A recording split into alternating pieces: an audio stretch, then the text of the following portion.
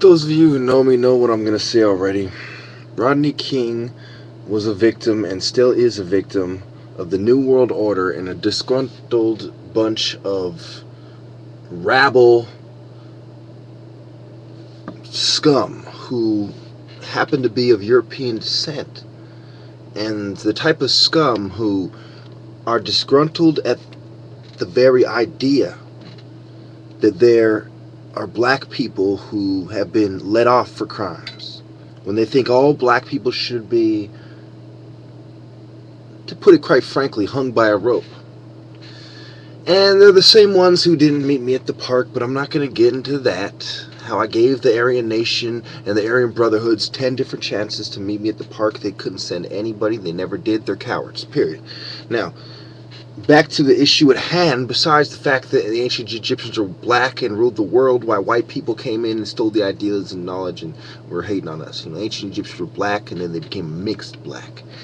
So the only thing I hesitate to really tell you people is the fact that California is where I'm from as well, and I'm a revolutionary, and they know that one of the things that some of the people associated with some of the people I know have talked about in the past was the Rodney King trial. And I've touched on the subject myself several times, but not in as great detail as other people have. And what they seek to do is cause another rift between the black community and mainstream society, if you will, to further isolate and disenfranchise my people. Thank you. Okay, a few deities are important, Molech and Baal, and I'll get into them later. Also, Osiris, Horus, and Amun-Ra. Now, whites long ago, the Greeks specifically, used to go to Egypt and learn, including Herodotus. They used to travel down the rivers, the many rivers they have there, and they would get as far as they could inland, and they would notice as much as they could, and they would learn from them, and they would trade with them. Okay? Now, Alexander the Great even laid in a sarcophagus for 3 days and 3 nights in Egypt. So, and this is well recorded in history as well. So there is obvious connections of white people stealing black ideas. Okay? Egypt is a Greek word meaning black. Kemet meant land of the blacks. Okay? And Herodotus recorded them as being people who were dark-skinned and having wool-like hair. Okay. Well, the Egyptians were people that were far more advanced than other peoples. Like the Native Americans built pyramids too, but they didn't have the huge blocks. They didn't have the mathematical genius about them. So they weren't of the same caliber, and they weren't of the same knowledge. And they weren't as old even. So we look at this ancient empire as the king of other empires that taught the other ones how to kind of have their own empire and how to do it right. And other people would go there and marvel at the pyramids, marvel at the temples, the sun temples, and the different gods' temples, and they would envy the Egyptians. And the Persians would eventually invade them in the BC. And in BC, during the foreign period, the Romans and the Greeks would also invade for a while. And then finally the Arabs, after Islam, invade in the 7th century. And this is why Egyptians are Arab-like to this day. Now you see in the Sudan that Arabs are killing off blacks just like they did in Egypt, because this is part of not only conquest for Islam, but conquest for the Arab people. But they want to cover up the fact that these people were black and not Arab. That the blacks migrated west as the Arabs invaded from the east. And a lot of the real descendants of the ancient Egyptians are the people of West African and Central African countries for that reason. So let us get into more the Greeks specifically. You had Socrates and Plato and all these so-called great minds, but I would argue that they were in secret societies that took ideas from the secret societies and merely made them public. And a lot of them were writing books and poems based on ideas they had learned from their contact with the ancient mystery schools, okay, which would evolve into the secret societies. So that's why I call them secret societies.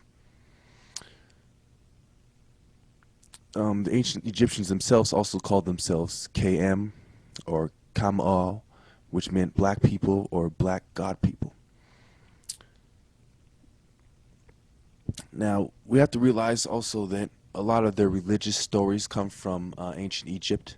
You know, Jesus comes from the story of Horus and Osiris and Isis. Okay, that's why you have Genesis, the genes of Isis.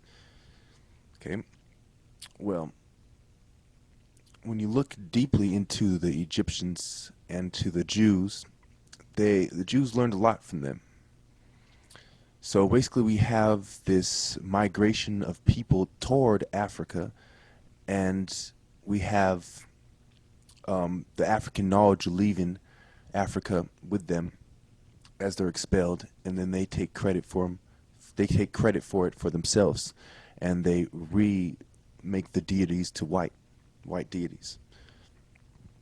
Okay. For example, in ancient Babylon, you had these gods that were these African people that brought these gods to the Middle East. You know, like Nana, the god of the moon. You know, Utu, god of the sun, etc. Okay. And Nimrod, you know, was Noah's grandson. He's the one who founded Babylon. So you have all these black people with these spiritual ideas coming, and then you have these white people with bad intentions starting to steal them. And now the ancient mystery schools are turning into secret societies, and now they have a white twist to them. And the knowledge is not being used to help mankind or to have a righteous king. The knowledge is used to promote the secret society's will on earth, and they keep it from the people. And instead of giving it to the wise, they give it to the wicked people. So then, of course, Alexander the Great, after, you know, he laid in the sarcophagus in Egypt, he ends up dying in Babylon. Okay, that's where he died.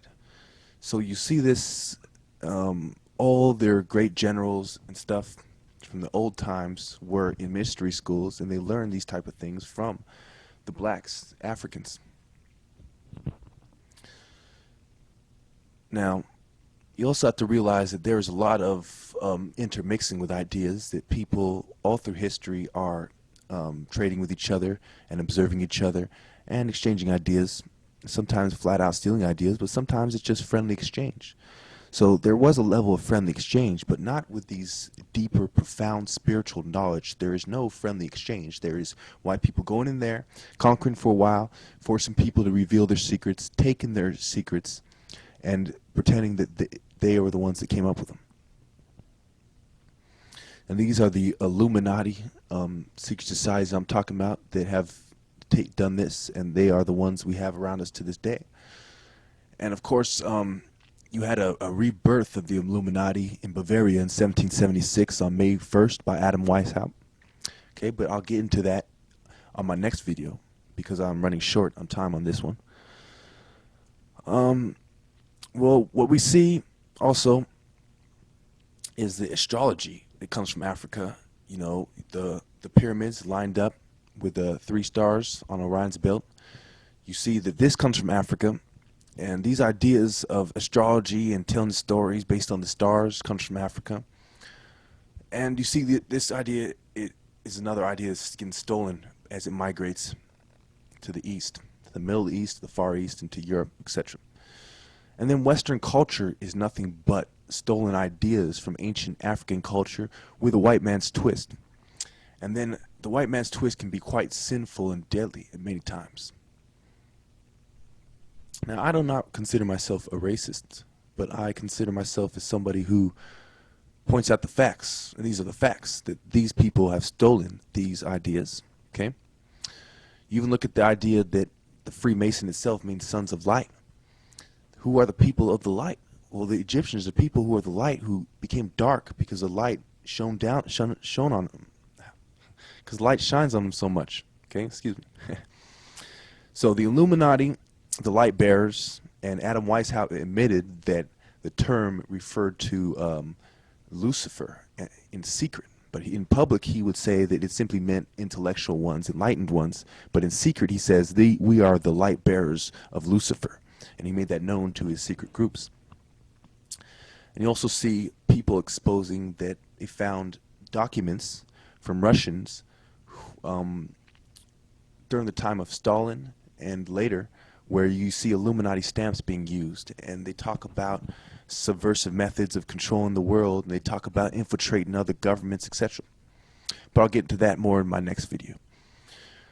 Well, a lot of Alexander the Great, of course, he's known for a few battles and for pushing his army far into Asia. And a lot of the reason why it was more celebrated than say groups like the Mongols, even though Mongols had a bigger empire, is because these are white guys. And the main reason they're getting credit for it is ideas that they have stolen from the Egyptians. And it is quite sad that the white people have stooped so low as to steal ideas and not give credit to the rightful person. And then they turn around and make it such importance to them that people put their sources in the back of their book. Well, the original plagiarism has been done by you, Mr. White Man, and we are still waiting for your apology.